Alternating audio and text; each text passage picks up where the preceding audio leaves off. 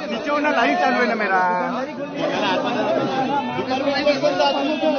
इरफान खींचो थोड़ा। धक्का नको देऊ रे।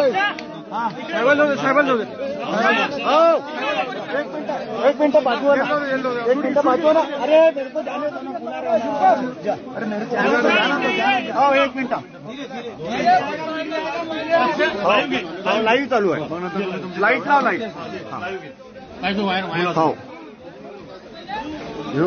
हो चालूच आहे दादा।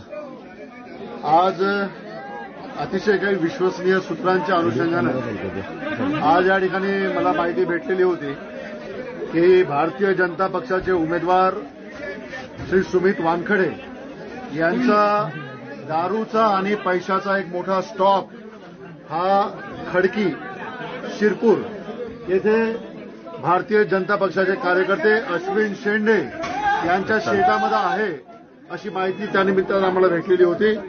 परंतु थोडंसं माझा पूर्ण या निमित्तानं पोलीस प्रशासनावर आरोप आहे की पोलीस प्रशासनाने जर सहकार्य केलं असतं आज या ठिकाणी आपण बघताय इतक्या मोठ्या संख्येनं सर्व दारूचे, परंतु पोलिसांनी जर पूर्ण सहकार्य जर आम्हाला केलं असतं तर मोठ्या पद्धतीनं इथं पैसा सुद्धा सापडला असता। आज काही इथला स्टॉक ते लोक घेऊन गेले, परंतु आता या ठिकाणी इतका स्टॉक या ठिकाणी आम्हाला भेटलेला आहे आणि पैसा सुद्धा ते इथून शिफ्ट करून गेलेले आहे।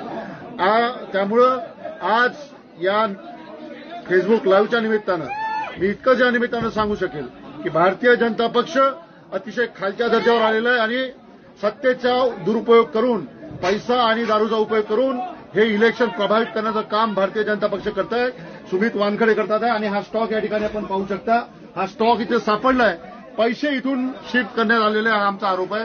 आणि पोलीस प्रशासनाने जर याच्यामध्ये स्ट्रिक्ट ऍक्शन घेतली असती तर इथं करोडो रुपयाची कॅश सुद्धा होती, ती करोडो रुपयाची कॅश सुद्धा सापडली असती।